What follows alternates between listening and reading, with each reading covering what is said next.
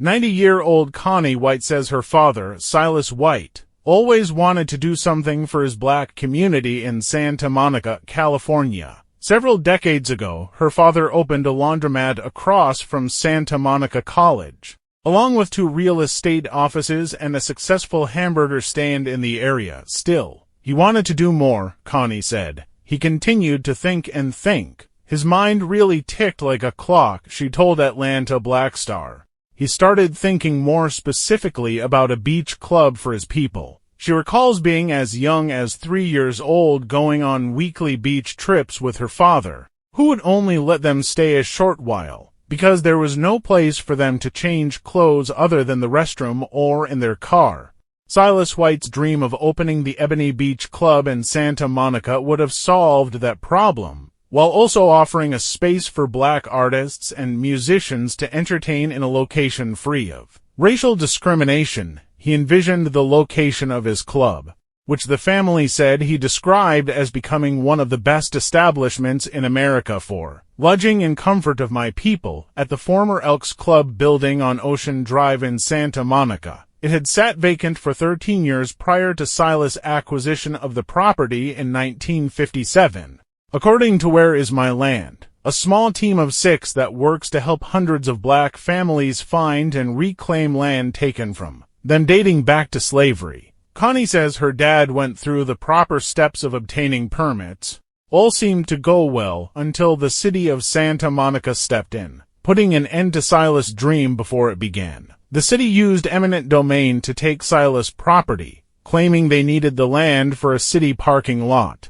Silas fought the city and argued Santa Monica had not once tried to claim the property during the 13 years it sat vacant. He erected a large sign on the building accusing the city of discrimination. The property would never become the Ebony Beach Club. Silas and his investors asked to be awarded from the court $125,000 to cover the property and liability incurred for fixtures and equipment for the building's renovation. According to research from historian Allison Rose Jefferson, however, in August of 1959, the court instructed the jury to consider only the land value in the case, and the racial discrimination charges were ignored. Silas White lost his court challenge. The jury determined that Santa Monica would have to pay the Ebony Beach Club $74,000 in condemnation compensation for the property, according to Jefferson. Appealing the decision turned out to be futile, and the city began accepting demolition bids for the site in January of 1960, the historian added. The building was knocked down that year, and the proposed parking lot was never built. According to Where Is My Land,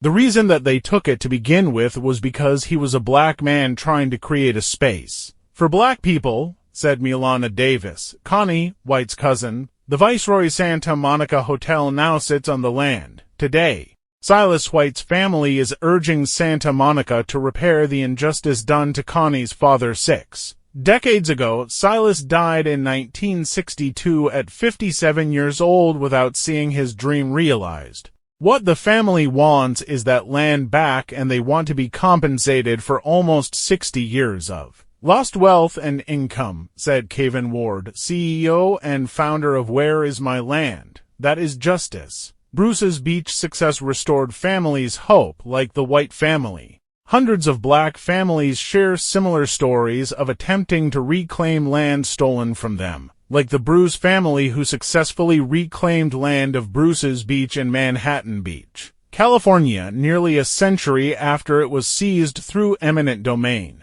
Atlanta Black Star reported previously, the Bruce heirs sold the land back to Los Angeles County for $20 million 6 months after it was returned to them in June 2022. In some cases, land was outright taken from black people. In other cases, white people burned paperwork showing proof of rightful ownership. Some people were run off of their land with threats of being killed, and they came back to white people owning their land, Ward said, before the Bruce's Beach case, which Ward says marked the first time black people had land returned to them in the United States. Some families who've contacted her had given up hope. They've been working to get their land back for 30, 40 years, and now that hope has been restored, Ward, whose team launched a Change.org petition for the White family, told Atlanta Black Star. Now, more people are reinvigorated. They're ready to fight, Ward said. The White family is among them. They first learned of Where Is My Land and their efforts to help black families in 2021, and reached out to the organization. Connie struck me because it was almost the same exact thing that happened to the Bruces. It was a racist city not wanting black people to take up space near the water, Ward said. With Where Is My Land's help, the White family has taken initial steps with the city of Santa Monica to rectify the wrong that was done to Silas White. Gaining ground toward reclaiming stolen land, Ward's organization works on research, contacts attorneys, attends city council meetings, and spreads the word online to draw attention to the White family's case. In December, Where Is My Land addressed a letter to Santa Monica calling out the city for being anti-black and systemically decimating black communities and entrepreneurship. The letter stated, "Material acknowledgement is long overdue. Where Is My Land demands that you start with the White family. The city has previously acknowledged racial injustice and discrimination in its community's history, and said it's actively pursuing initiatives to rectify the lingering consequences of discriminatory city policies." On January 24th, Where Is My Land and the White family met with the one city council member who responded to their meeting request, Caroline Terrasas, along with city manager David White, to discuss the family's demands. They say they initially heard a lot of excuses and whataboutisms at the meeting. If we give the land back to Connie, what about the Native Americans? Or what about the Latin Americans? And I had to let them know that right now we're centering black people, and that's okay, because when other groups fight for their causes, no one has asked them to center black people, Ward said. They were also told regaining the land would not be an easy task and that they needed to figure out how to rally the support of other city council members. As of now, they have at least 2 members, including the city manager, who may be on board, according to Ward.